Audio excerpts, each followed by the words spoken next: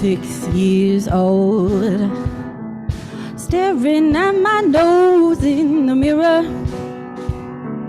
trying to dip my toes in the mirror, thinking, who is that girl? And does the mirror world go on forever? Camino Road, sharpening the knives in the attic, trying to watch cartoons through the static, thinking, where I gonna be if I'm ever 23? Oh, I'm looking at the life unfold, dreaming of the green and gold, just like that ancient stone. Every sunrise I know those eyes you gave to me, that let me see where I come from. Found an old friend, meeting my guitar in the city, feeling like a star in the city, and suddenly it seems like I'm where I'm supposed to be now. Now I'm fully grown, and I'm seeing everything clearer. Just sweep away the dust from the mirror. We're walking hand in hand in the warm white sand. I'm watching life unfold, dreaming of the green and gold, just like that ancient stone. Every sunrise I know those eyes you gave to me, that let me see where I come from. Ancient stone, green and gold.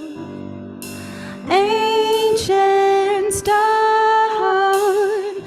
oh, green and gold.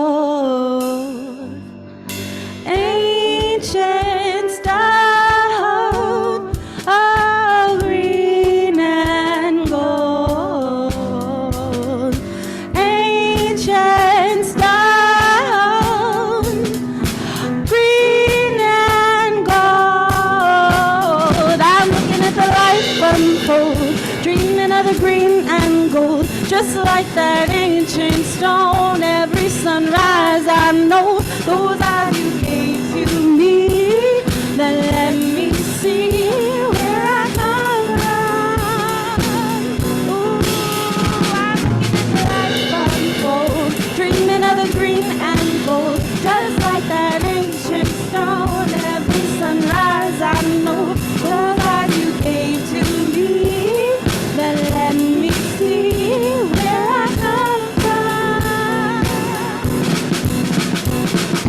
Ancient stone, ooh, green and gold.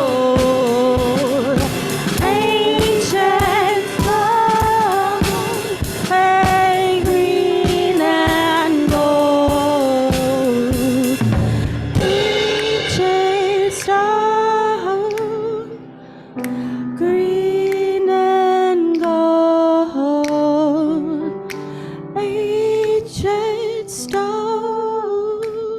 oh, green and gold.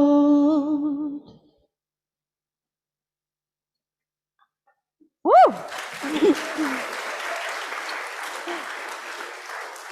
Welcome to worship at First Unitarian Church of Rochester. Thank you, Madeline. Thank you, Angel. Thank you, Sarah, for helping lead us in music today. I'm Reverend Sherry. I use them and they pronouns, and I'm the lead minister here at this church. I serve with my colleague, Reverend AJ, who's helping lead worship today, as well as Chris. And it is not church, it is not Sunday morning for me without all of you. And so Sarah sings about life unfolding and letting it be green and gold. And today we're talking about sacred ink and what we put on our bodies, some of us, not all of us, to make meaning out of our lives. So just as a quick warm up, whether you're online or here in the sanctuary, I want you to type into the chat or turn to someone next to you and just name what color you are feeling right now. And if you are like, I don't do this, just try, pick a color. No one will know if it's your actual soul.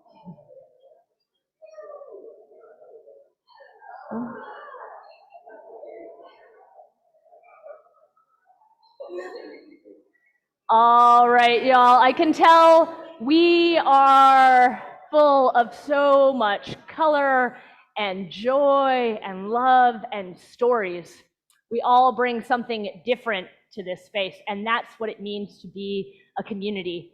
Here, we know that a church is not a building, it's not land, it's not even a web on the internet. It is a people with a purpose, and our mission here at First Unitarian is through spiritual connection in community. We listen deeply to others and ourselves. We open to wonder and transformation, and we serve together with love and humility.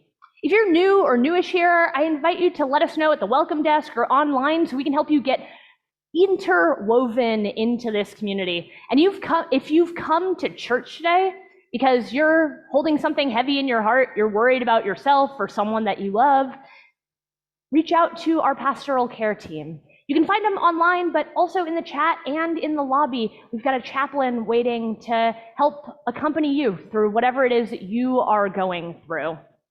Here, we know that being a church means many things, and we begin our time together by acknowledging with respect the land on which we gather.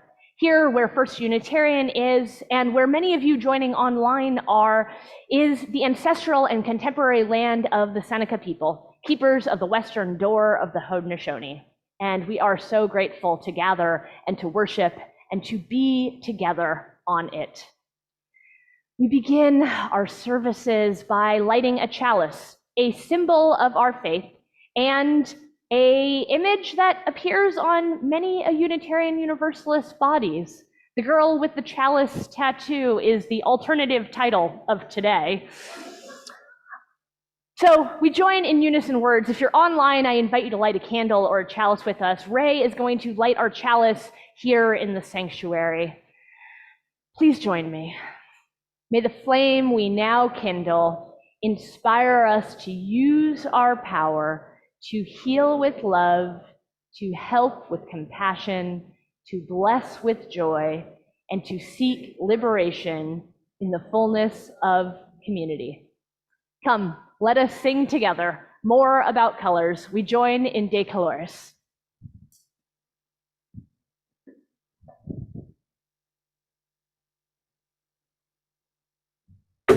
Ooh.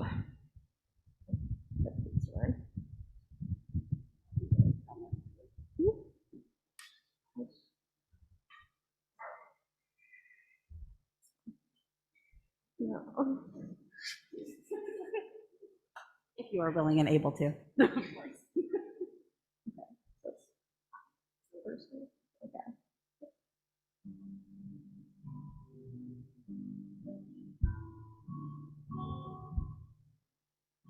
De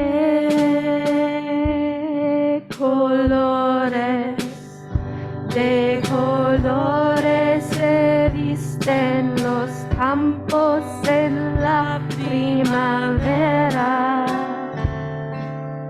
De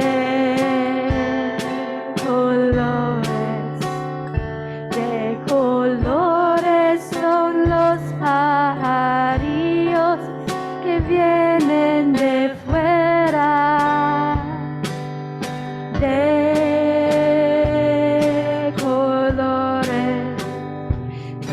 colores es el arco iris que debo lucir.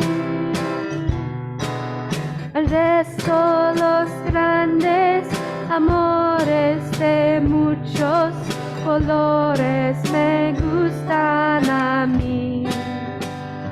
Y por eso los grandes amores de muchos colores me gustan a mí. Okay, everybody, we're gonna pick it up. 1, 3, 4. De colores, brillan de campos en la primavera.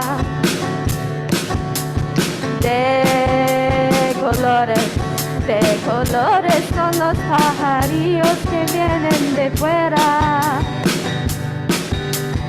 De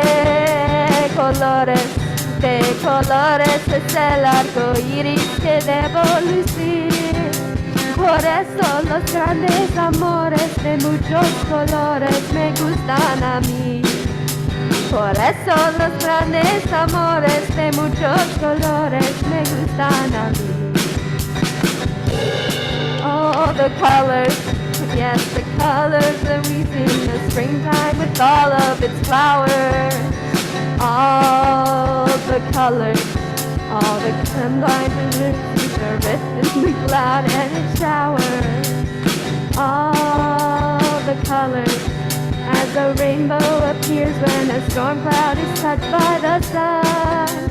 But as the world around us in the sun, you're radiant the banner. All the colors, yes, the colors of people parading on their banner. All the colors, yes, the colors of pendants and streamers and plumes and bandanas.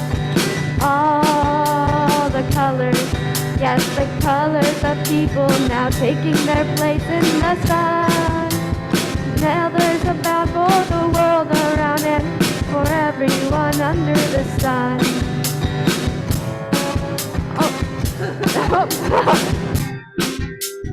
All the colors of people who smile and say hello.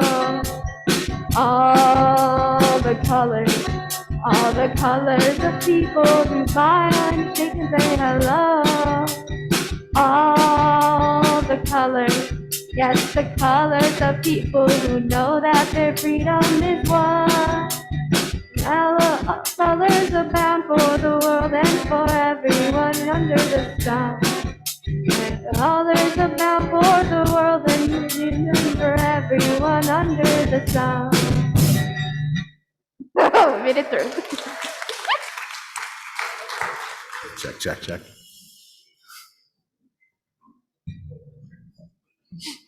Best part about that song is it's going to be in your head all day long, and there's nothing you can do about it. Hi, my name is Chris Dorso, he, him, and his. My wife and I have always been very free with our kids and their self-expression and how they express themselves on a daily basis, even since they were very little. We always had two rules that we insisted on, though, because, hey, you got to have rules, right? So we always had two rules that we insisted on. I don't remember the conversation. The kids were little. And my wife said, you remember the two fashion rules? And my son must have been probably, 10 or 11. He said, no face tattoos and no sex till you're 18? I said, no. No socks with sandals. But now that's rule number 3. Isn't that why we come to church? Because whatever your colors, however you express yourself, however you are you, we are you and you are us, and we are very, very glad you're here. Welcome.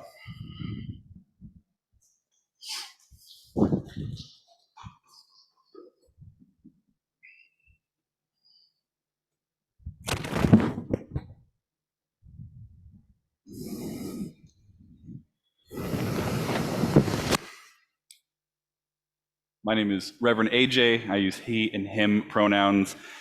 And I invite you now, as we are gathered, into a time of meditation, reflection, and prayer, beginning with silence shared within this sanctuary and beyond. I invite you now into your own breath.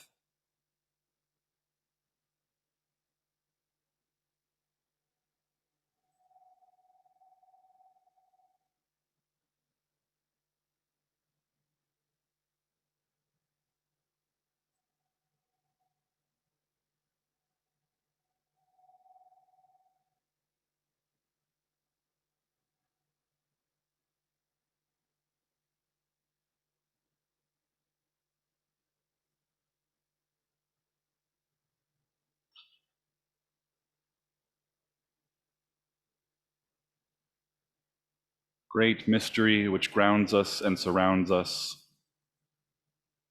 Divine presence known by many names and in many ways, known in all the vibrant colors of religious and spiritual life. Grace us, Spirit, with light and color, that we may revel in the rainbow of life, sharing our gratitude, holding our deepest griefs, and continuing always to grow in love and wisdom. Source of all life and energy on earth, light of illumination and love, which hurtles through space from the sun and warms our skins in baths of light and energy. Light which comes burning white hot, holding within it each color, every possibility of life within it. Then meeting earth, meeting object, it reflects and refracts as through water, undergoing that alchemical transformation to become each and every shade and hue.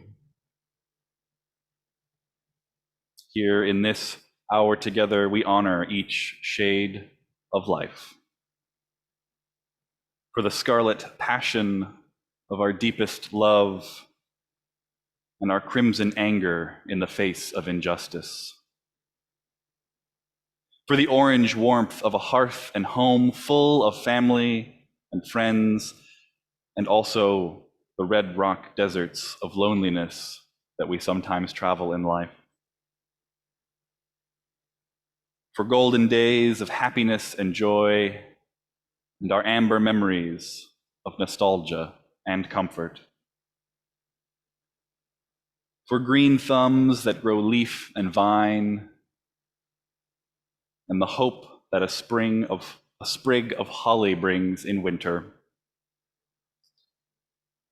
For the waves of blue that accompany us through sadness, and the cerulean oceans of calm and love that we can wrap around one another.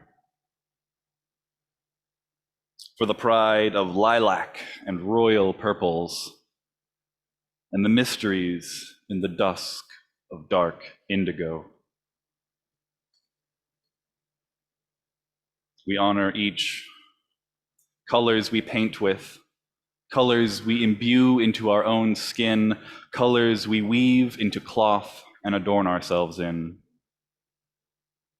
Each color a god of its own domain, each color a gift in the palette of human expression. Each color its own boon and burden.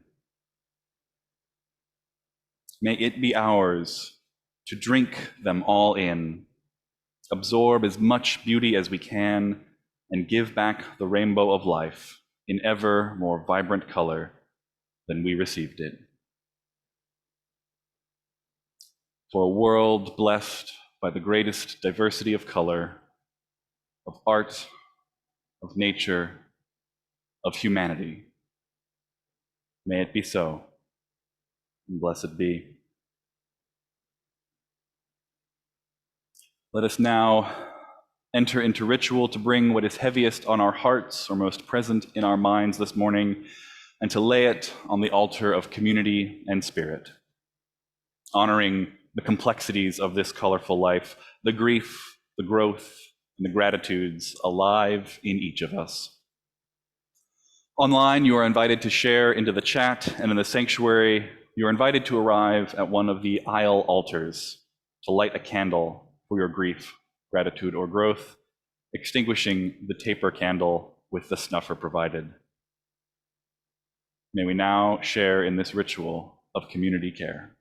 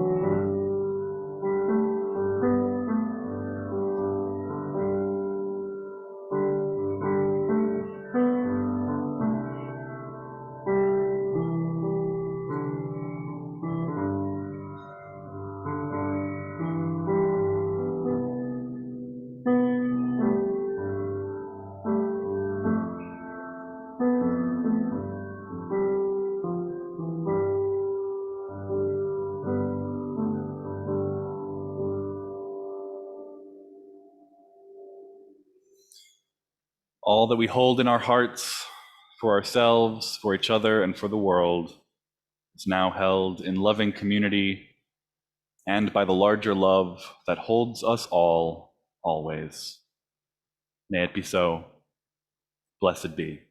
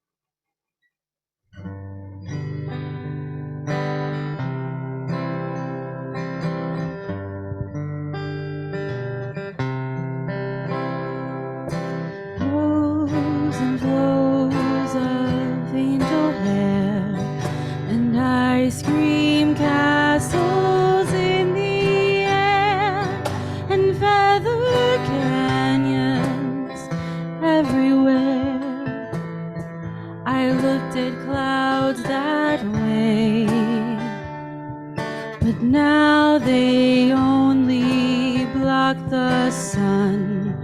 They rain and snow on everyone.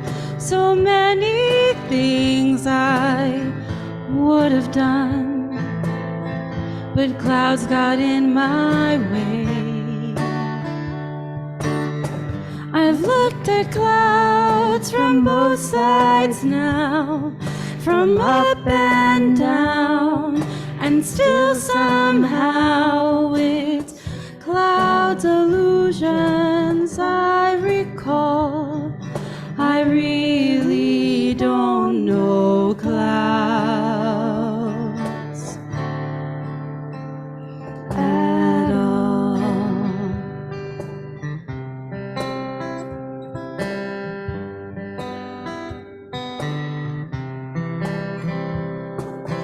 Moons and Junes and Ferris wheels, the dizzy dancing way you feel as every fairy tale comes real.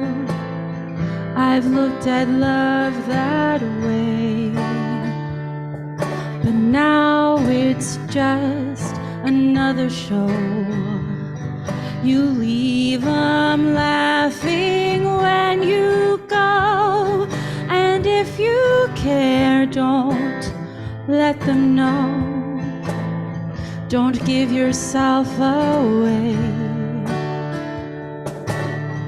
I've looked at love from both sides now, from give and take, and still somehow it's love's illusions I recall.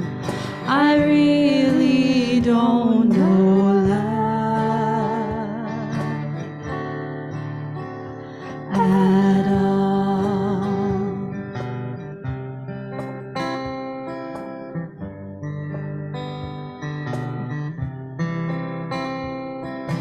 Tears and fears and feeling proud to say I love you right out loud. Dreams and schemes and circus clowns, I've looked at life that way. But now old friends are acting strange. They shake their heads, they say I've changed.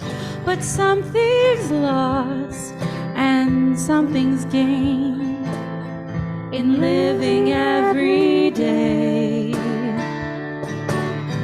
I've looked at life from both sides now, from win and lose, and still somehow it's life's illusions I recall. I really don't know life at all.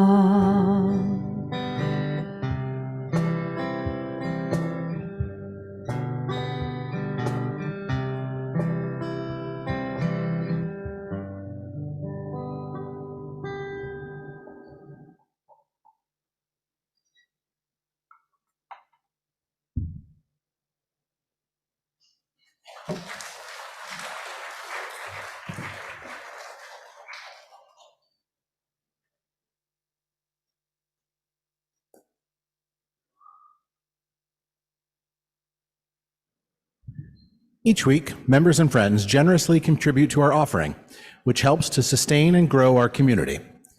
This collection supports the work and witness of our church, and each week, we give half this collection to a partner organization helping those in need and working to create a more just and loving world. This week, we're sharing the plate collection with Yoga for a Good Hood. This Rochester community organization creates accessible spaces of healing for people of color and individuals with lower socioeconomic status through yoga and more, giving people tools to find peace within. You can give online at rochesterunitarian.org/donate or in our baskets that will now be passed. Our offering will be received with gratitude.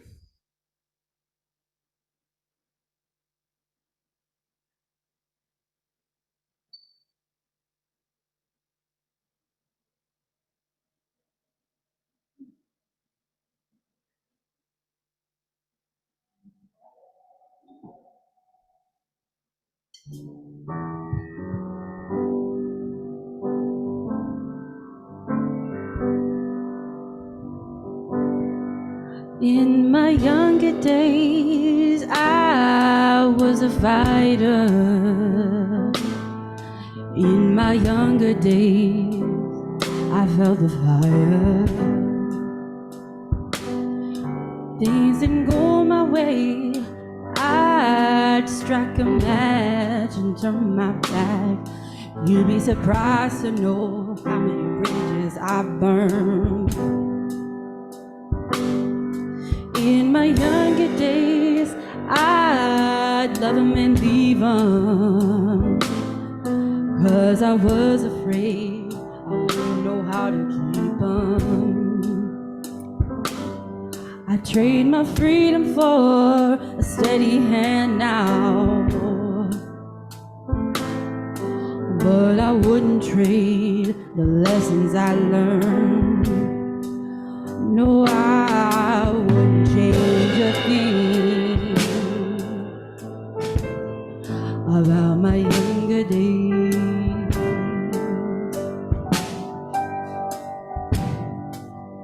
Looking back, I'm glad to see I didn't get my way in my younger days. What's a legacy, and how do I leave one for the children I might never have? What's a purpose? Tell me, why do I need one? Taking life as it comes ain't working out too bad. No, I wouldn't change a thing about my younger days.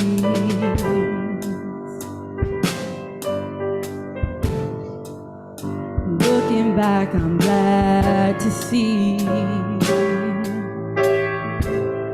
I didn't get my way in my younger days.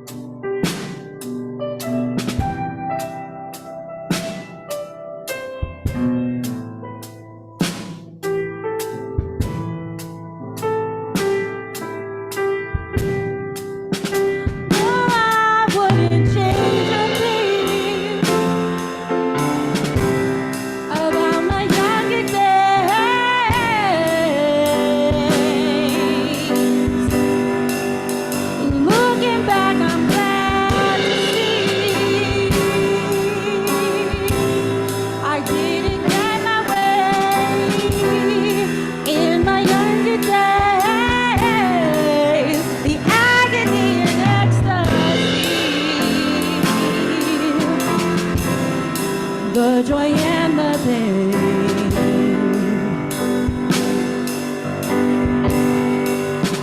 Who I was would be proud to see.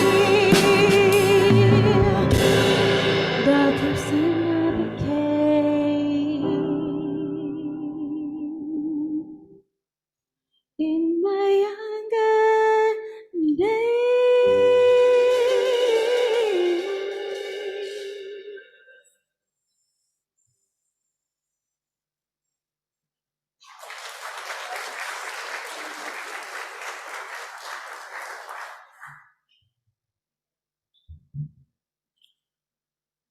A reading from Deuteronomy chapter 11. Inscribe these words on your heart and on your soul. Bind them as a sign on your hand and fix them as an emblem on your forehead. Teach them to your children. Speak them when you are at home and speak them when you are away, when you lie down and when you rise up. Write them on the doorposts of your house and on your gates.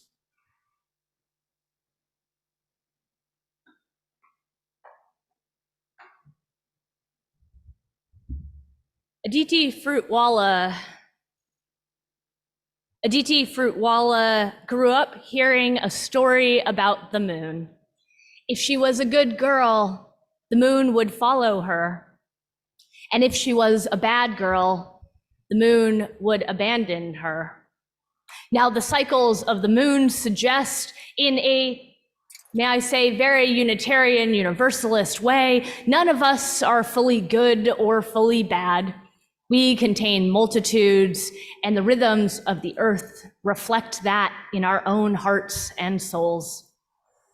But as a young child, Aditi didn't receive this story this way, and in fact, it wasn't intended this way. This morality tale was meant to tell this young child that her own goodness was keeping the world together, so she better not be bad.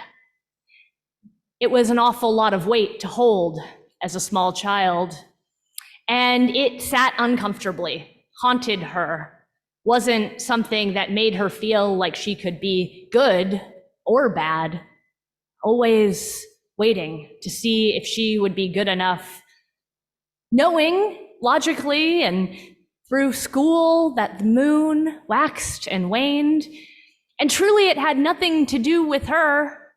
The story traveled with her still.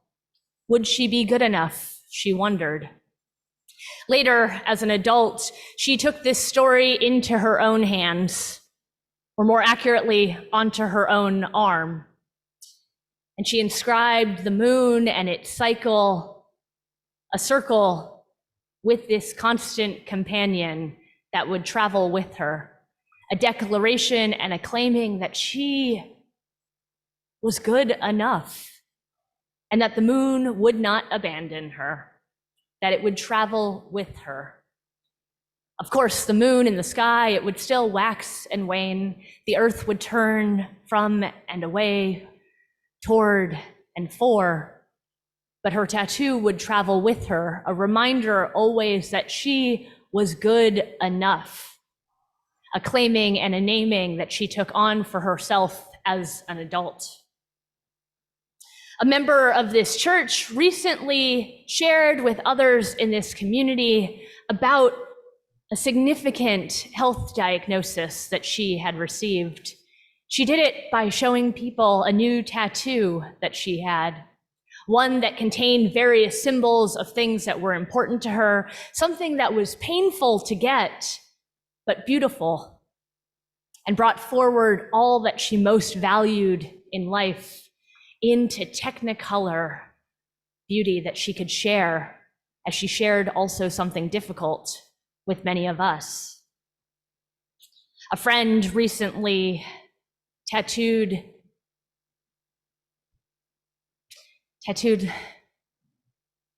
feathers on her chest to remember her mother who had been a best friend and a companion to her, and who had recently died.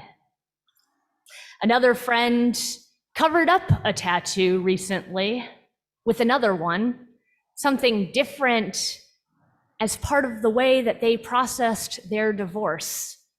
A tattoo that had reminded them of their former partner, and the agreements that they had made together no longer held meaning and purpose in their life.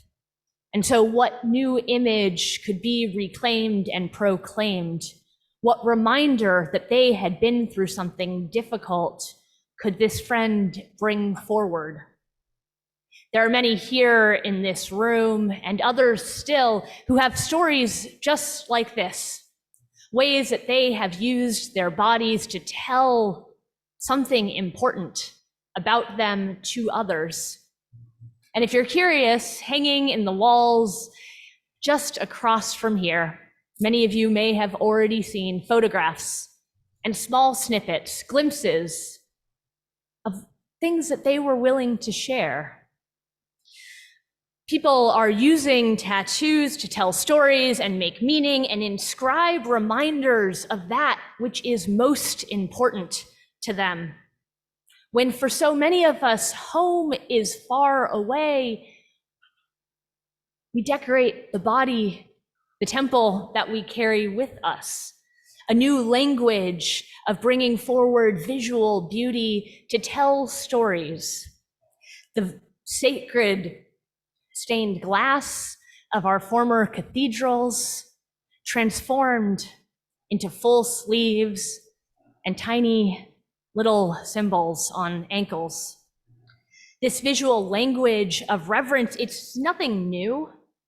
Tattoos were developed in multiple parts of this world in human history, but most notably has been used by Pacifica cultures, people in the Pacific Islands, to inscribe meaning around threshold moments, when someone becomes an adult, when someone becomes a part of leadership, when someone has completed a task that marks them different than they were before.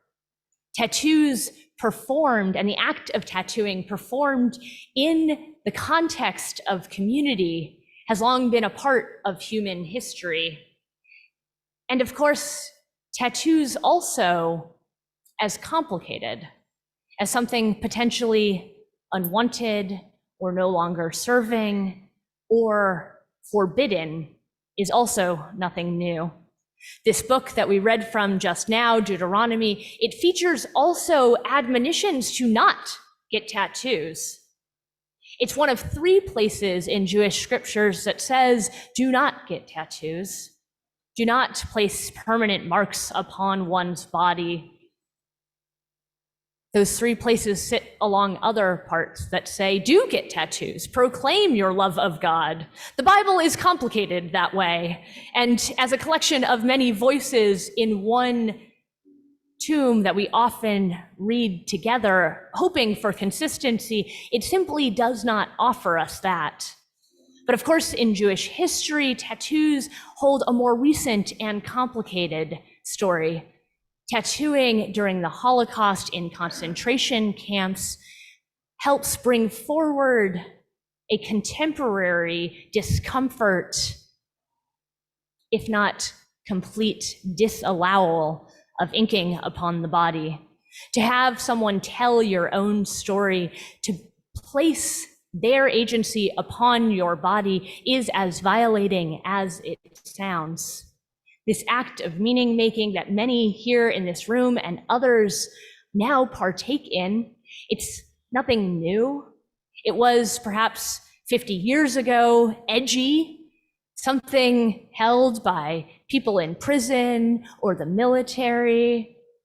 But now, the province of librarians and school teachers and churchgoers and moms and ministers.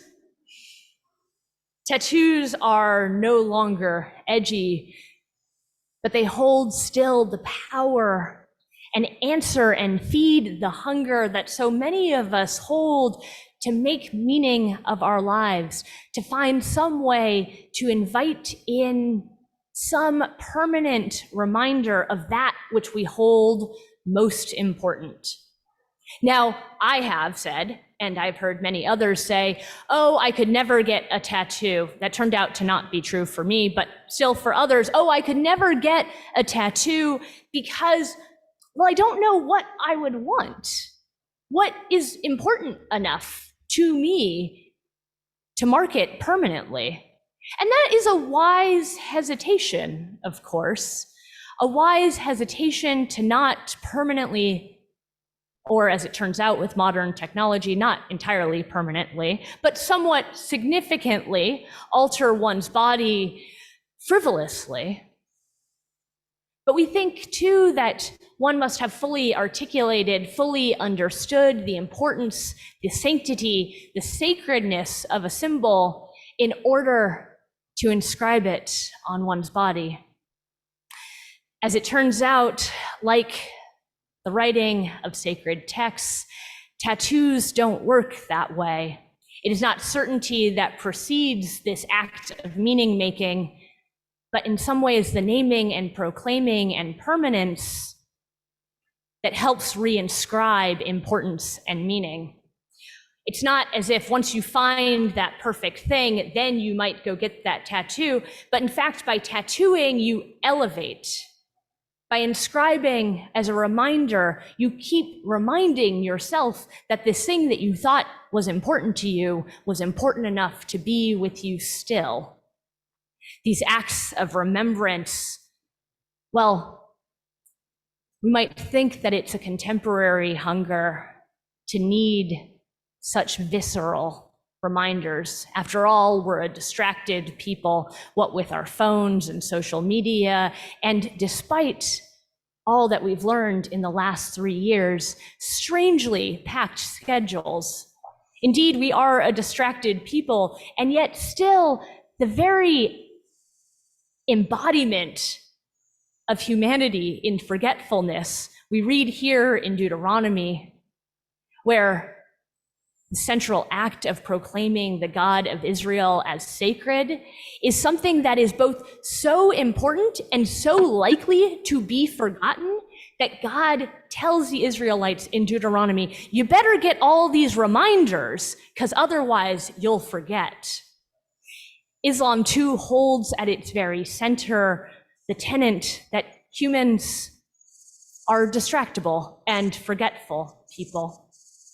And so we remind ourselves, we inscribe that which might be important to us on our bodies or in our homes, in our decor choices, or in the songs that we write and we sing. And we hope that they will continue to be important to us. Now, if by tattooing you elevate, by preaching too, I elevate. And so I want to be really careful to you that in saying my goal here in our gathering is not to get you to get a tattoo. If you'd like to, that's great. And you are not a better Unitarian Universalist for having done so. There actually are no points in paradise for being the girl with a chalice tattoo. But you might just be reminded of whatever it is that you would like to bring forward with you. I'm saying not to get a tattoo, but instead to find spaces and opportunities to articulate, to understand, and to unfold that which brings color and joy and sacredness and gravity to your life. For many here, that's the space and time afforded to them in a Soul Matters group or in Wellspring. For others, it is making art or writing in a journal. Spiritual practices, in fact, invite us into this process of discovering that which is most important. But again, the goal is never to, with perfection and 100% clarity, find exactly what you believe in and then keep that static for the rest of your life. But instead, to find that the process of making art about it, of exploring, of committing, might deepen that relationship, might shift what it is that that reminder brings forward wisdom for you in your life at any particular stage. The stories out in the gallery there, you'll see a number of things. Stories of people who needed to be reminded that day and every day forward that life is worth living. Stories of people who sought to be reminded of the people and loved ones that they most wanted to keep dear. Stories and reminders to stay open and playful. Stories and reminders that shift over the course of a lifetime of tattoos as the ink starts to bleed and get a little bit fuzzy. Often the stories that people tell change. The reason they first got that tattoo, even if it's a face of a beloved or something incredibly specific and static, changes. The relationship that one has with that symbol or word is one that continues to form over the course of one's life. And so I ask you, I say to you, not to get a tattoo just because the preacher thinks they're cool, but to work through, to explore, to find places in conversation and art making, to figure out, to begin to articulate that which is most important that you wish to be reminded of, and then to hold fast to it, to bind it on your hand and on your heart, to inscribe it on the tablets of your soul, to put it in your home and on your body, and let it change you as you change the stories that you pull forward. This medium, it will be different for all of us. But the Spirit lies, the uncovering lies. The discovery lies in each of us. May you find that which helps remind you to be who you most are. May you find that which helps ground you, that holds you in this web of connection and never lets you go. May it be so. Amen, and blessed be.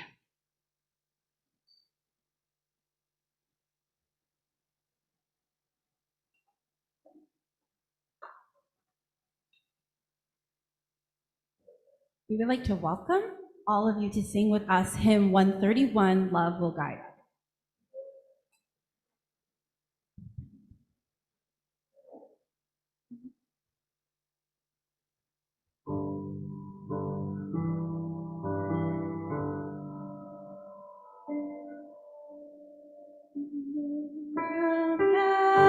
Guide us.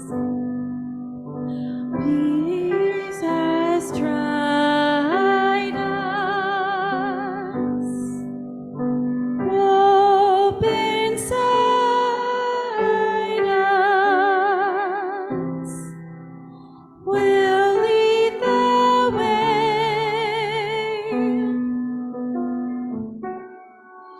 On the road from greed to giving,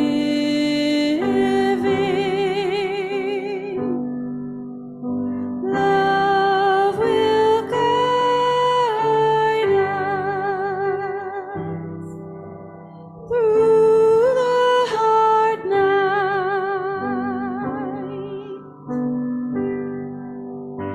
If you cannot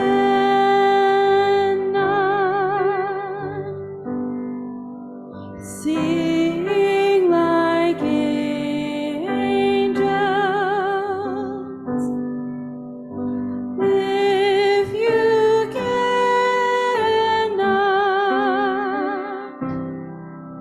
speak before thousands, you can give from deep within you. Love will guide the world with your love. Love will guide us. Peace has tried us. Hope inside us will lead the way.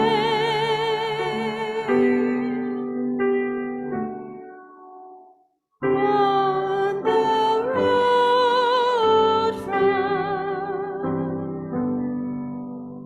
greed to giving,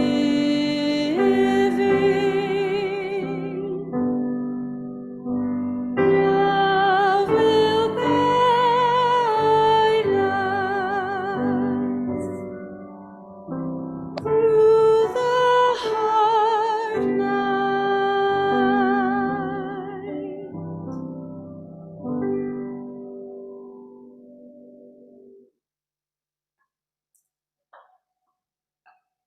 Whew. Sometimes the same things travel with you and they change. That was a totally different tempo than I'm used to that song, and it hit me very differently than it used to.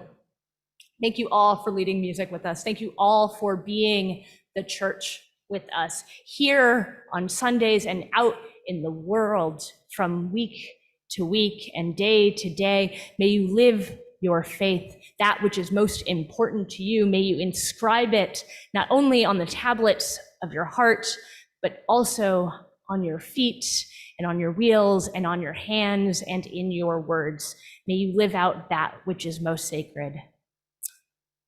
Our worship has ended and our service is now beginning. Let us extinguish this flame, but not the light of truth, the warmth of community, or the fire of commitment. These we carry in our hearts until we are together again. Go in peace, go in love, go in Technicolor, go in whatever it is that I have asked you to do that you were a little bit skeptical of. Live it out loud and proud and lovingly. Be fierce, my people. Amen and blessed be.